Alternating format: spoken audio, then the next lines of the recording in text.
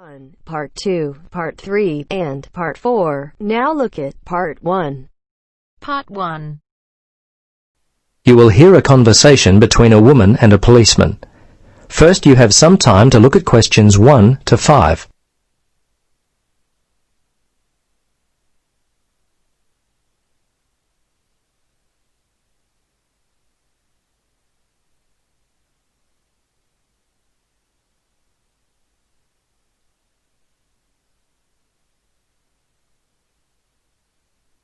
Now, listen carefully and answer questions 1 to 5. Hello, Sergeant Rhodes speaking. Can I help you? Yes, hello. I'd like to report a stolen bag. Okay, a stolen bag. We've been getting a lot of these lately. I'll need to get some details. Let's see, when was the last time you had your bag? Well, about 2 hours ago. I just can't believe this has happened. I take it everywhere with me. It was given to me as a graduation present. I'm just so upset. Yes, I know. It's very frustrating. It seems like I put it down for a second, and then it was gone. Yes. Look, the good news is that most of the stolen bags in our area are found, usually without the money. So I'd be surprised if you don't get it back later. Tell me, what does the bag look like? Well, it's dark blue, cylindrical. It has 2 carry handles either side of a zipper on top. The zipper actually runs the length of the bag. It's a Vitoli bag. Okay. Are there any other identifying marks on the bag? Things that would be unique to it. Name tags, scuff marks, that kind of thing. Well, not really. There are a couple of scratches in the top left corner on one side of the bag near the handle, and I think another one in the opposite corner. Okay. Scratches on opposite corners. Now, where were you when the bag went missing? Well, I remember the time. It was 12:15. Oh, no, actually, it was a bit after that, more like 12:25, because I was supposed to meet one of my friends for lunch at 12:30. Anyway, I was standing outside the supermarket when all of a sudden a group of teenagers came walking past. They must have been heading towards the cinema. They seemed to be in a hurry and probably late for the movie, so I stepped aside to let them by. When they'd passed by, I reached down to pick up my bag, and it was gone. I see. Now, can you remember the contents of the bag? Yes, let's see, my passport and some traveler's checks. Fortunately, I was carrying my camera and I had my wallet in my pocket. They're the main valuable things. Okay. Anything else at all? Let's see. No, I think that was it. Oh, a few pens, but that's all really. As I say, nothing of real value. Okay. I'm going to have to get your details. Are you here on holiday? Yes, as a matter of fact, I am. I'm visiting from Canada. I've been here for 3 weeks already, but I'll be here for another month. Before you listen to the rest of the conversation, you have some time to look at questions 6 to 10.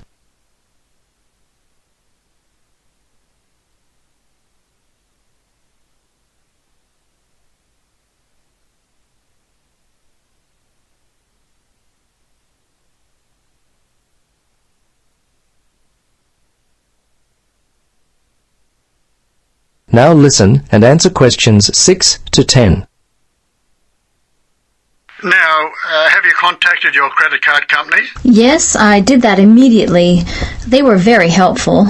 I still can't believe this could happen to me, and while I'm supposed to be enjoying myself on holiday. Yes, it's a real disappointment, whether you're on holiday or not. Yeah, thieves strike when you least expect it. Anyway, I need to take down your particulars. What's your name then? Yes, my name is Helen Reddy. That's Ready. My address is, well, the place where I'm staying here is The Palms, Unit 14, 75 Paradise Avenue. Okay, I may need your home address in Canada, but I'll get that more towards the time you're going to leave. What about the telephone? What number will I be able to reach you on? Yes, it's 455-91332. Okay, 455-91332. And how much do you think the bag and contents are worth? Well, it's not really a big cost. Probably only $100. It's the inconvenience of it all. I understand. Look, we have a lot of lost or stolen property recovered daily. Come by the station tomorrow and have a look. As I said, there's a high chance that we'll get the bag back. Your passport at the very least. Okay, thanks for your help. See you tomorrow then. Bye. Yes, bye. That is the end of part 1. You now have half a minute to check your answers.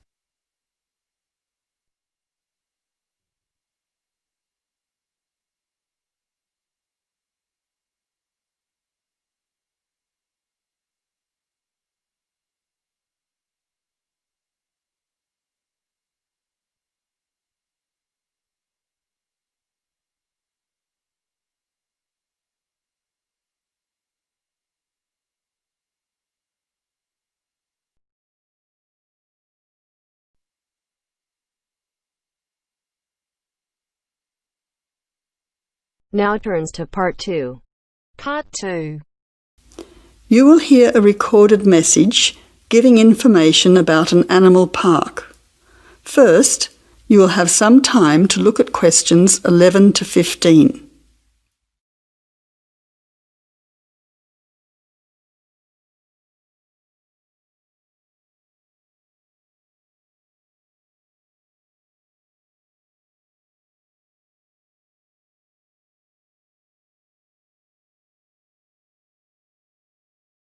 Now listen carefully to the first part of the message and answer questions 11 to 15. Welcome to the Australian Wildlife Park Information Line. The Australian Wildlife Park is very proudly owned and operated by an Australian family, John and Amanda Brooks, who operate the Australian Wildlife Park with their children, David and Sandra. The family doesn't receive any government assistance. It's solely funded by tourists visiting the park. Thank you for your support and assistance.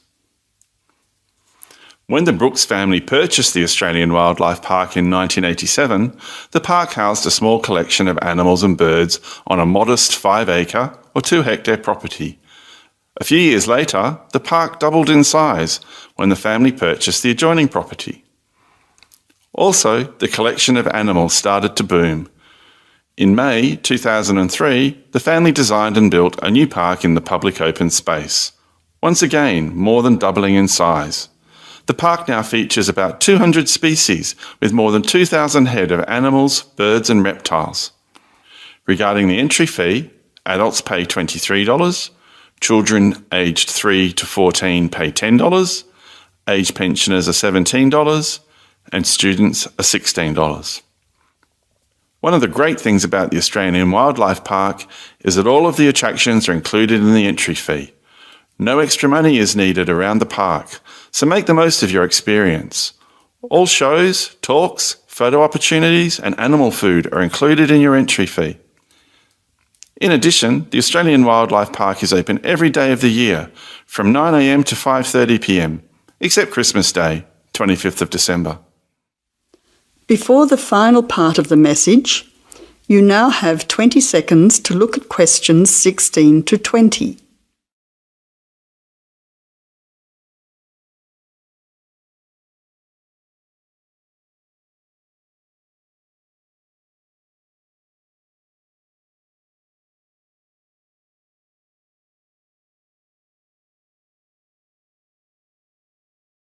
Now answer questions 16 to 20.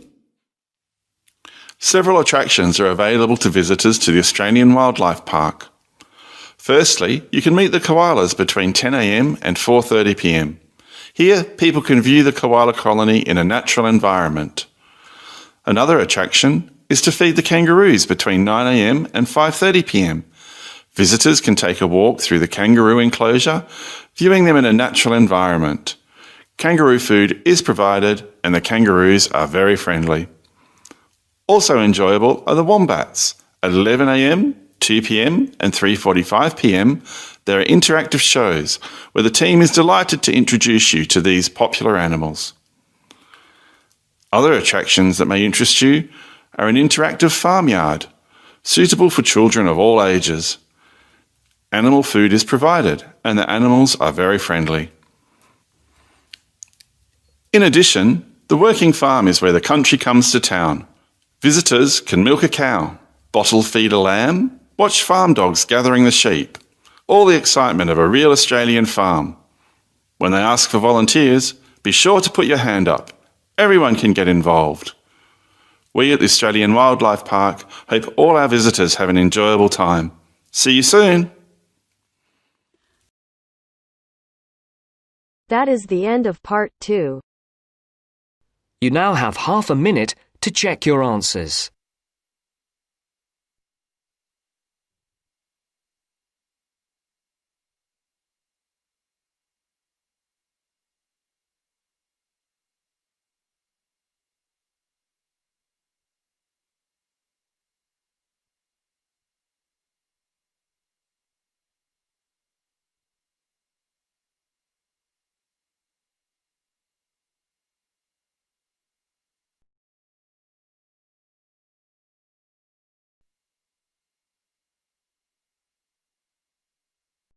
Now turns to part 3.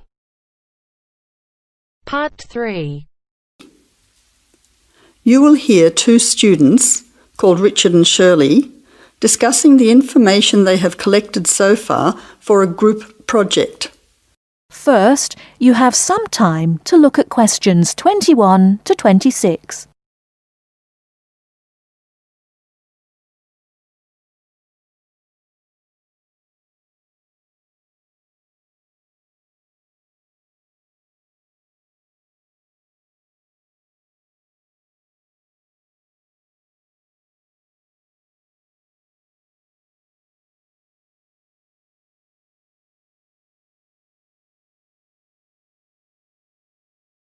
Now listen carefully and answer questions 21 to 26.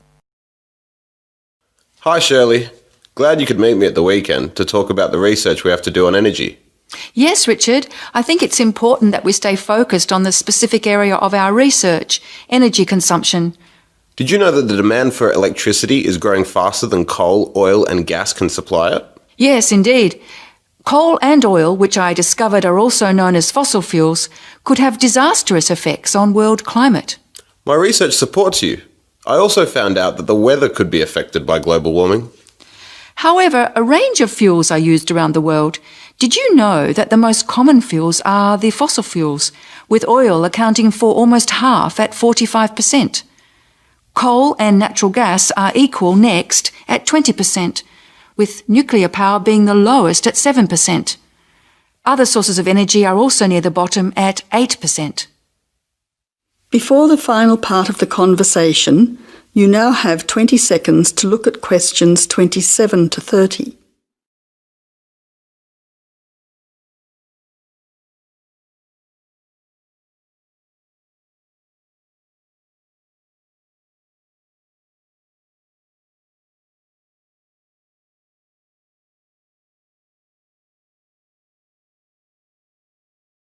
Now answer questions 27 to 30. That information will be useful when we look at the different energy sources in detail. We also need to look at the pros and cons of each type of energy. We've already said that fossil fuels increase the world's temperature, but we also need to mention the most serious issue, that these three types of fuel are finite, meaning they will not last forever. Another major disadvantage is that by burning coal and oil in particular, chemicals are released into the atmosphere, which combine with water to fall back to Earth and damage both plant and animal life. That really sounds useful. If you focus on coal, oil and gas, I'll look into nuclear power. It is common knowledge that nuclear power stations create radioactive waste, but I'm particularly interested in how this unwanted waste product is dealt with safely. I'll also need to look at the effects on people living near these power stations. Yes, I think all those areas need exploring. Do you think I should also look into renewable energy sources, such as wind and sun, energy that never runs out? Don't you think it's an important area to consider? Yes, but I don't think I'll have enough time to look at it in enough detail. I also agree that we have enough to focus on until our next group meeting. So to finish, you could find some information on the advantages of fossil fuels, and I'll give you the facts that I have already on coal, oil and gas. We don't need to look into other energy sources because I'll get more details on the nuclear industry.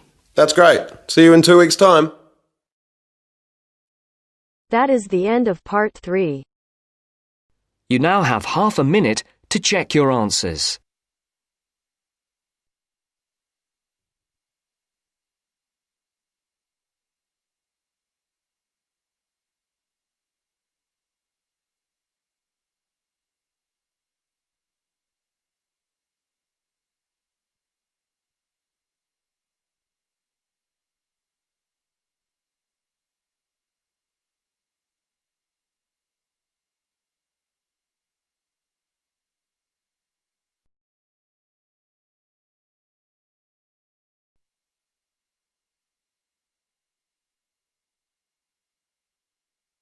Now turns to part 4. Part 4. Section 4. You will hear part of a lecture on art history. First, you have some time to look at questions 31 to 40.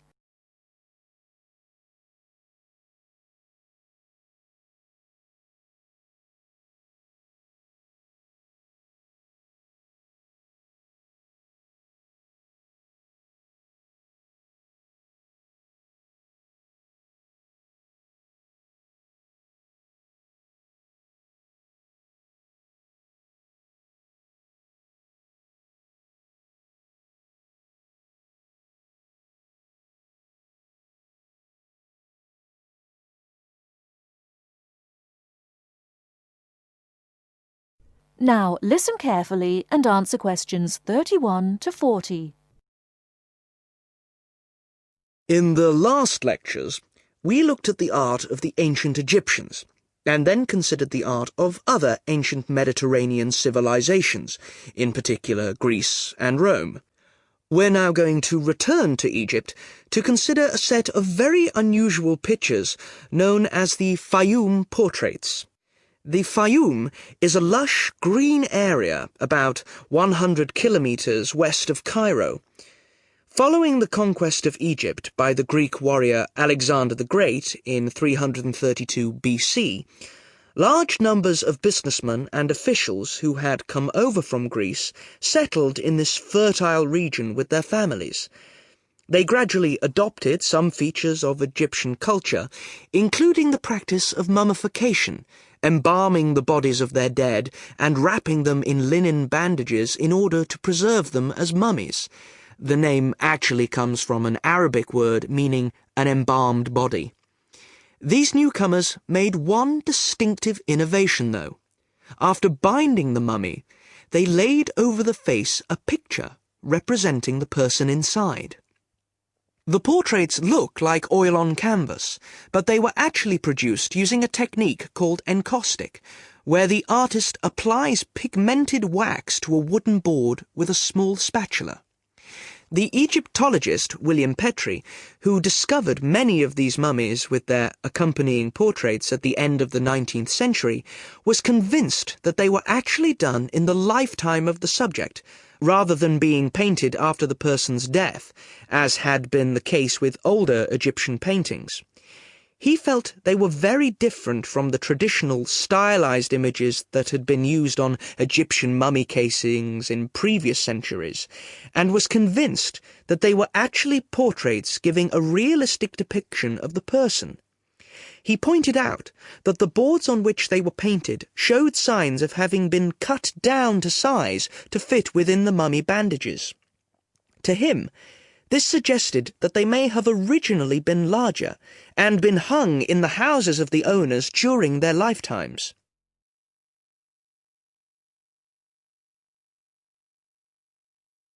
But more than a century after they came to light, nobody knew how far they were really depictions of real people, as against idealized portraits. Then a team from Manchester University decided to find out, by recreating the faces of Fayum mummies in clay, and then comparing the reconstructions with the portraits.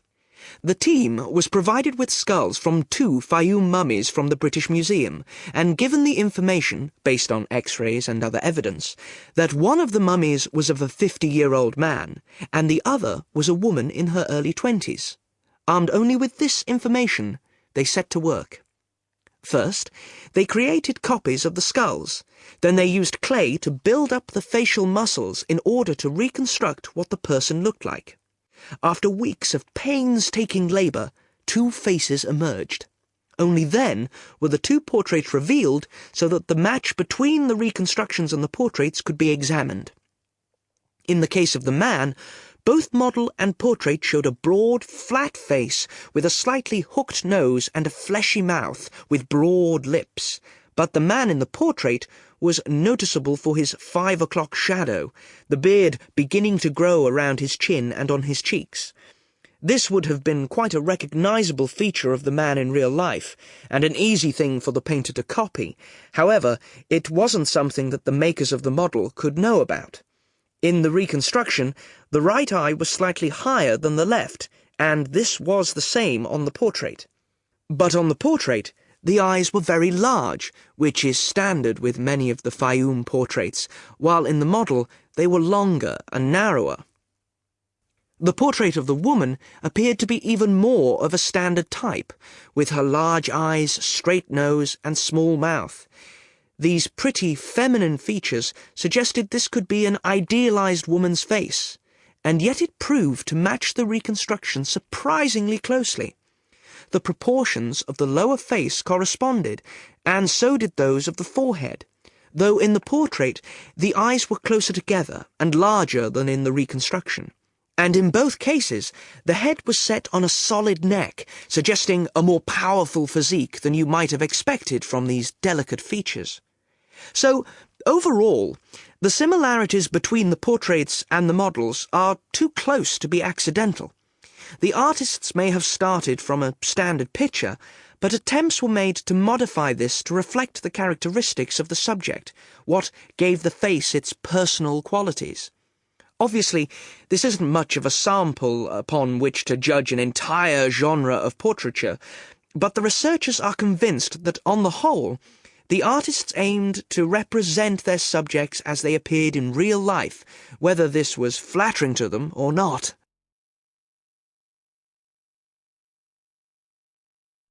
That is the end of part 4. You now have half a minute to check your answers.